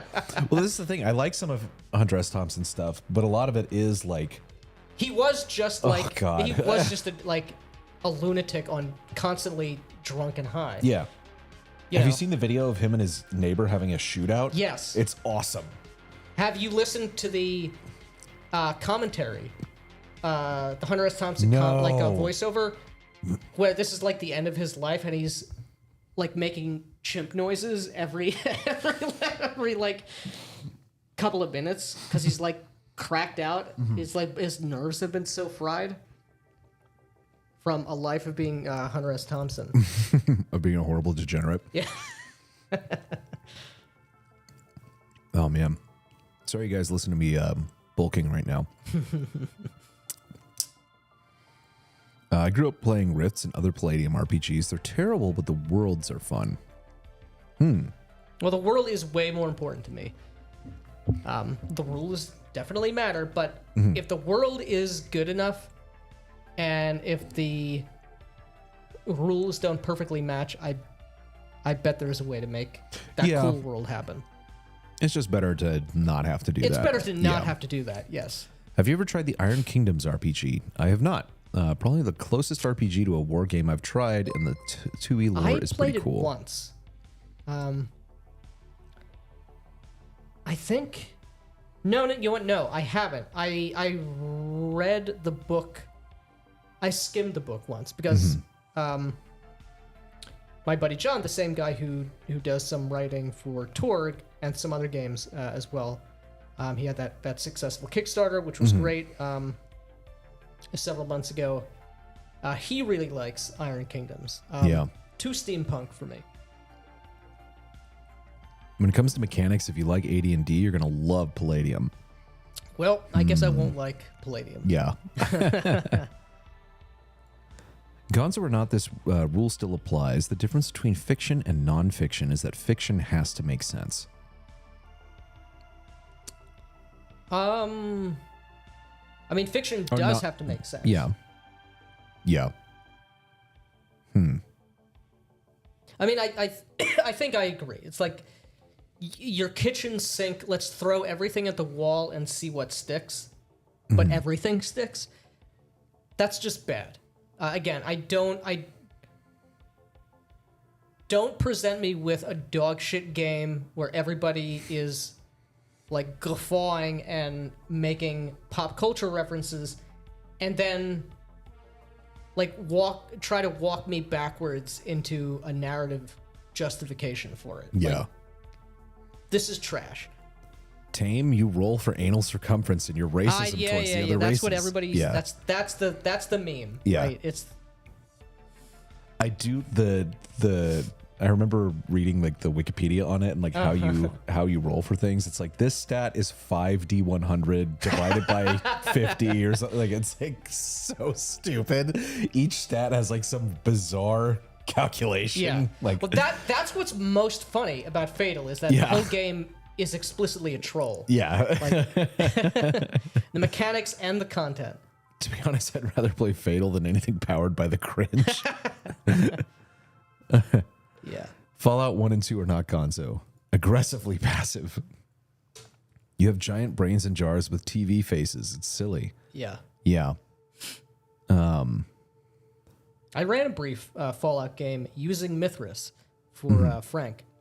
And, Okay. it was good. I set it in Alaska. I did my own world building up Yeah. there. They loved it. You want to show them a little bit of the oyster? Sure. Okay. Why not? What do we got here? You guys want a little live stream exclusive? I can just open Affinity. Yeah, why not? All right. So we're working on this Shadow Dark supplement. Let me see that oyster. All right, you're gonna see it, buddy. Don't worry. Yeah. So we're working on our Shadow Dark product, and let me open this. Bring it up in Emacs. Bring it up in Emacs. Yeah, I can. Ken. Oh fuck! Now I'm gonna have to figure out the screen share thing here. Didn't plan for this. Screen recording, screen share. There we go. Uh-huh. That is not what I want to be screen sharing. Let me do. Oh, I see what I can do. Maybe I can. There we go. Yeah, so we're working on this little Shadow Dark supplement, which is not so little anymore. It's probably going to be like fucking 100 pages, I think, or more. But if you watched our Shadow Dark video, you'll remember the Shucked Oyster brothel. Yes. That idea stuck in our The mind location, the setting of the whole video. Yeah, it's lasted in our mind for quite a while, Right. and it never left. It was supposed to be a joke. It was supposed to, yeah, and then it became an all-consuming... Took on a life of its own. Let me see if I can move this. Oh, wait. I've got two cursors here. I'll move this so you guys can see it. And I'll just move us. If I can click on us. I need camera. I need border. Just move us over here a little bit. Yeah, so anyway, this is the Shucked Oyster. It's a dynamic location that will fit in any OSR, new OSR style game with that uses 2d6 reaction rolls. And it is essentially the brothel. It's a dynamic location that is used to kind of add some spice to your safe zone. And so you start off basically by rolling to see what is the state of the oyster when you find it. As you'll find out, this brothel has a history of burning down and freak accidents. And it will burn down in your game. So you got kind of a process where you'll roll to see the state of the oyster. You get all these different explanations of what's going on. Blank areas, obviously, is where art's going to go. You then have tables to discover what caused the fire with entries and other things that can cause you to roll on other tables.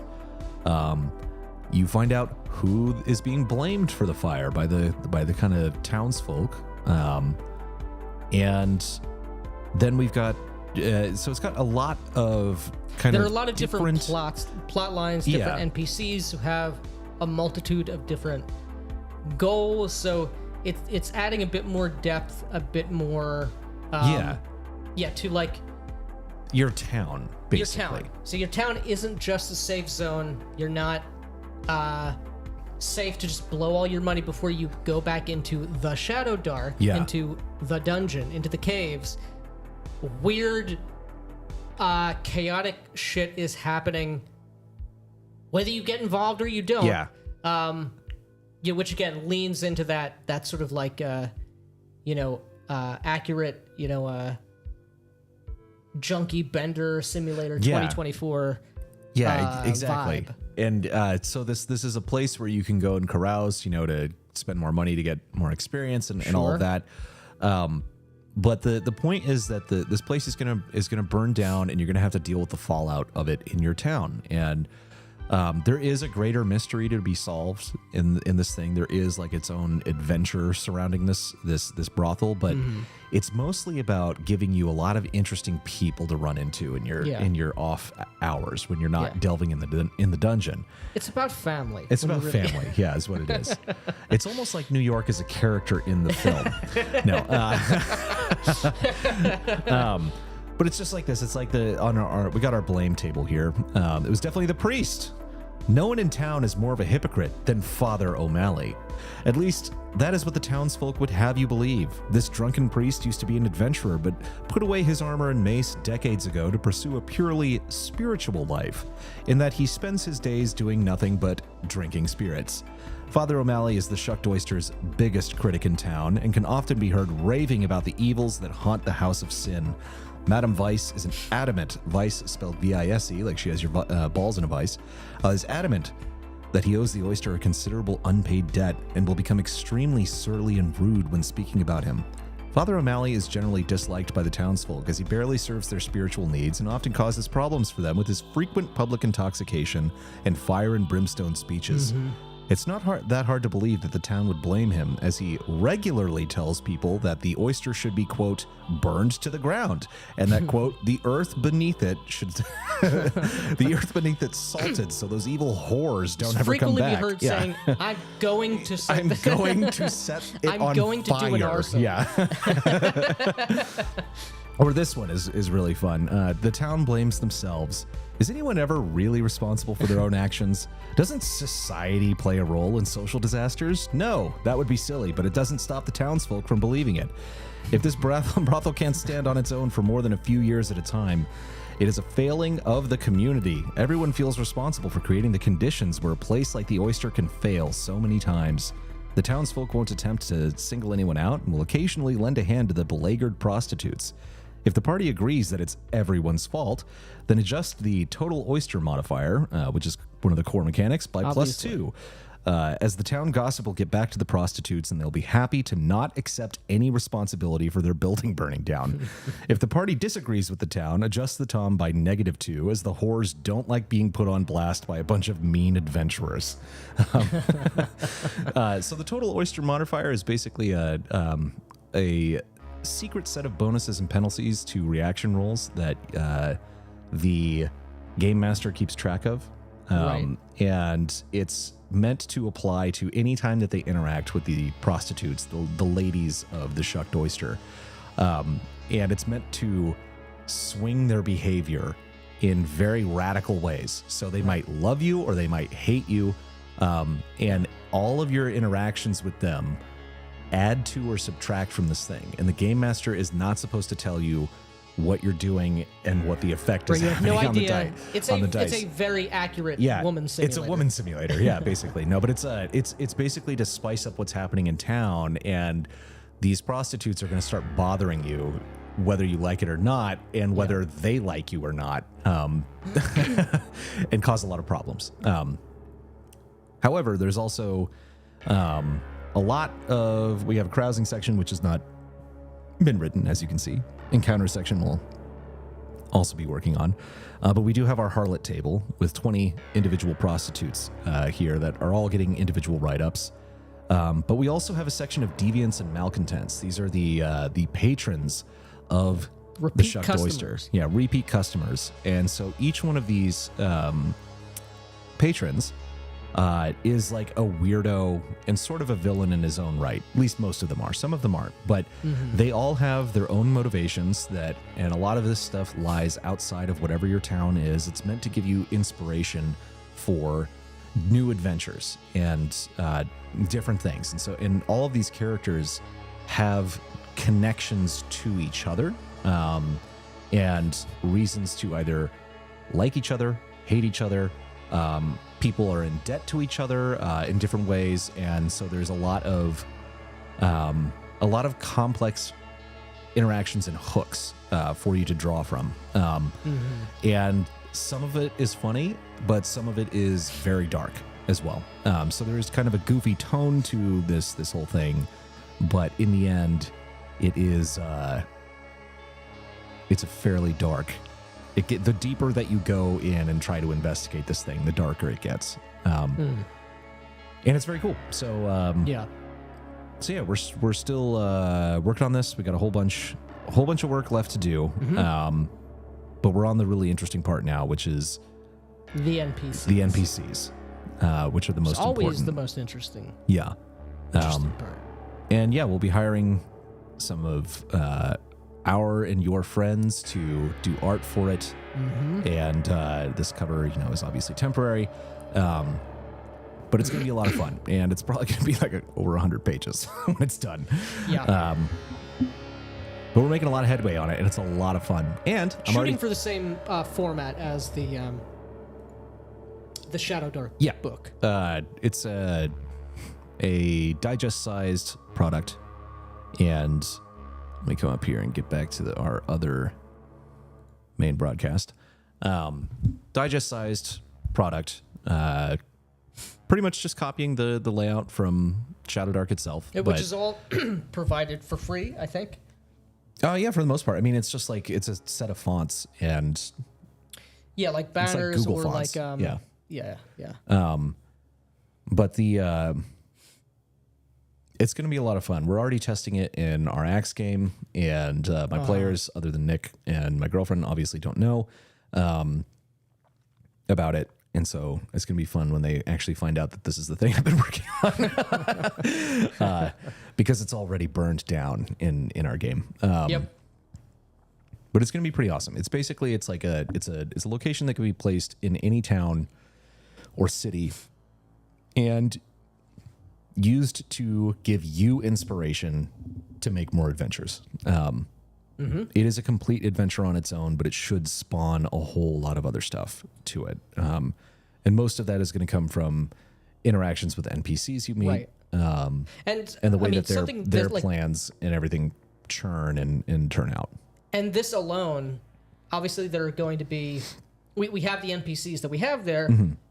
Of course, that this book isn't containing every single person who is going to be in a town or in a city.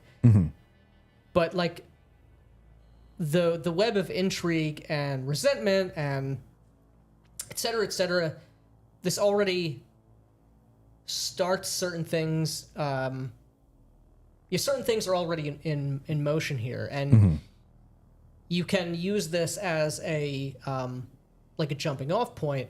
Well, if all of these other things are true, all of these other things are going on, how would these things affect other things? I want to make a blacksmith. I want to make, I want to turn this into a full thing, or I already have a city or a town, but it really, the players aren't all that interested in it. I want to give it some like zhuzh. How does this one place, how does a single affect everything else? Yeah, how does a single building fire change the nature of your town? Somebody, oh damn it, I missed it. Somebody commented that we had a section on how to handle sex in this, and this is I think this is worth sharing.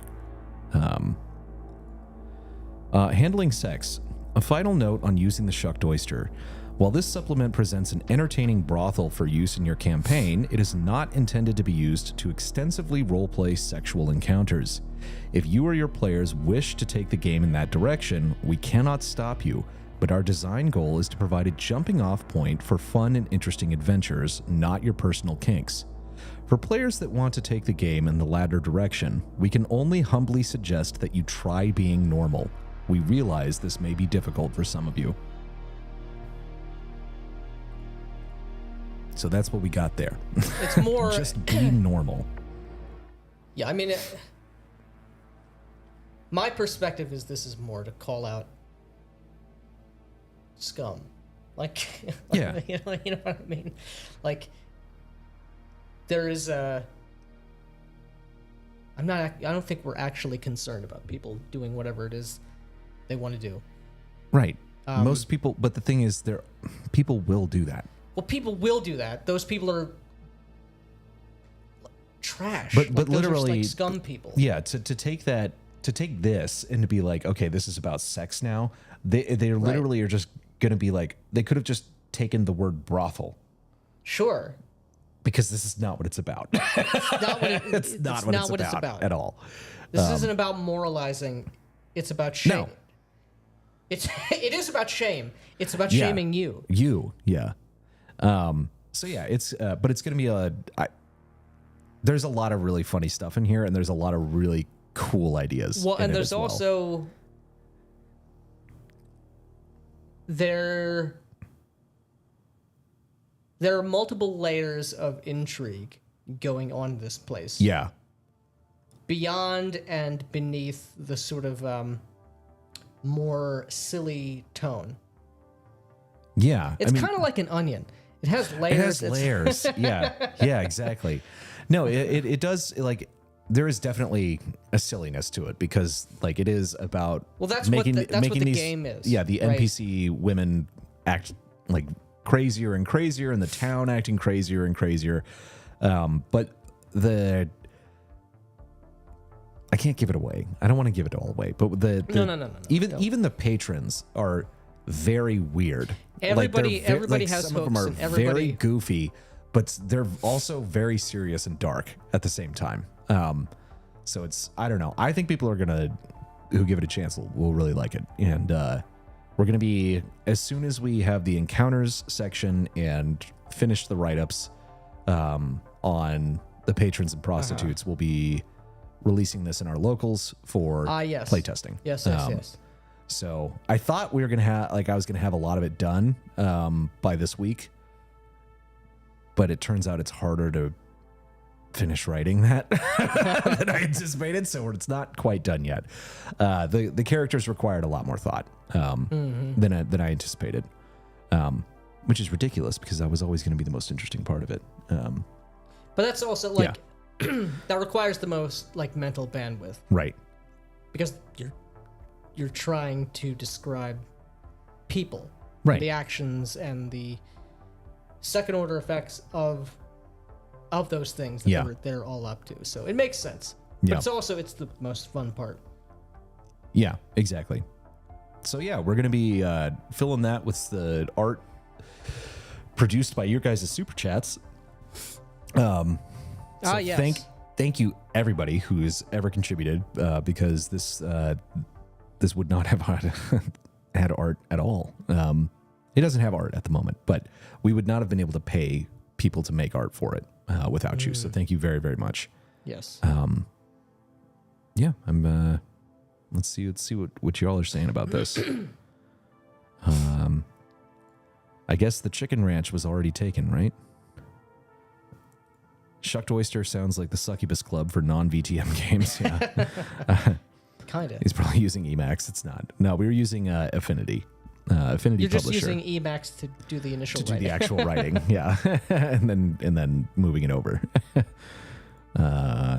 Definitely, but learning the rules is definitely the minimum. Past that lies what I would consider a really enriching part of the experience. At least it's not the Blue Oyster bar from Police Academy. Promised a brothel, and I'm shown no TOS violations. I want my I want my money back. Yeah. Have you ever incorporated mass battles and war into your RPG games, like fantasy ones, where the PCs are generals and or unit commanders leading troops in battle? If so, what is your favorite mass combat system? What my donations are going to Smut. Have a few more. Thank you, Doc Flamingo, for the $5. Nice. Money well spent. Yeah. Thank you, man. Nice. Have you ever incorporated mass battles in war? So, the time before last, when we played Axe, we did have a mass combat. I've run mass combat in Exalted 3rd Edition because it's dead simple and it was a lot of fun. And I'm more and more interested in having that be part of the game as time goes on. The Axe mass combat system is very simple, very, very easy, and very interesting. So yes, right now it's Axe. And as much as Exalted 3E is a terrible, terrible system and terrible game, the mass combat part of that was actually pretty good. So the town will be infested with stray whores. Yep. And a whole bunch of other stuff going on as a result of this as well. But many odd things. That is the idea. As they rebuild their brothel, Rosie the Riveter style, they will also be walking the street, plying their trade, causing problems. It's gonna be very fun. Father sounds 1/3 based. Oh wow, that description of Father O'Malley sounds exactly like a retired adventuring cleric. Haha, yeah, exactly. The basic rules for dungeons, 10-minute turns, reaction rolls, faction turns, etc. are gold and ought to enter into the category.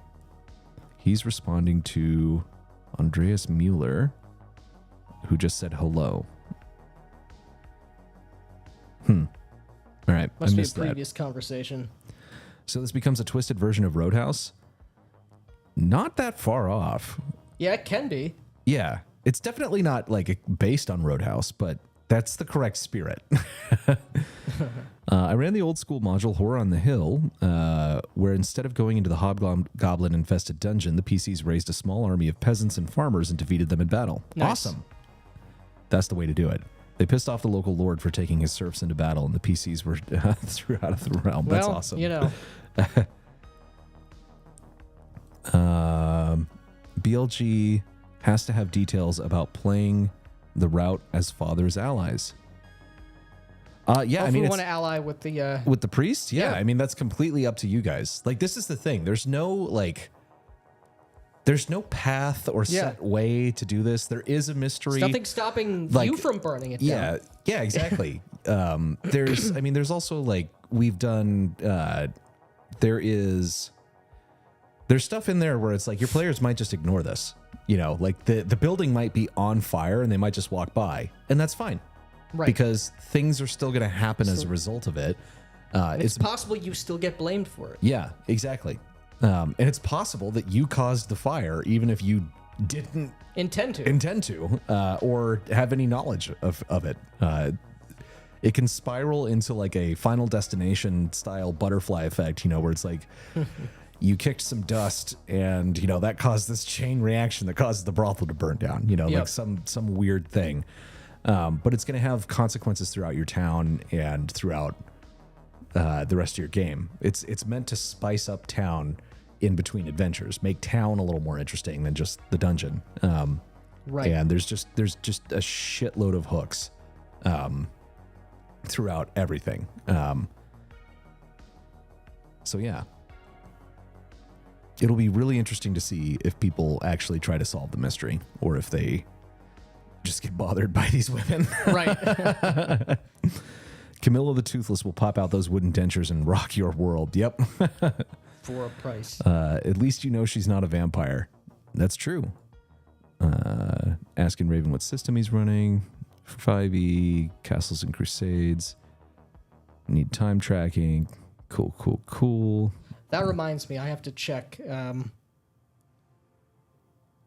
keep forgetting. I have to check on Hyperborea again, and I have to check on this new release or soon to be re-release of the Castles and Crusades core set, because I want both of them.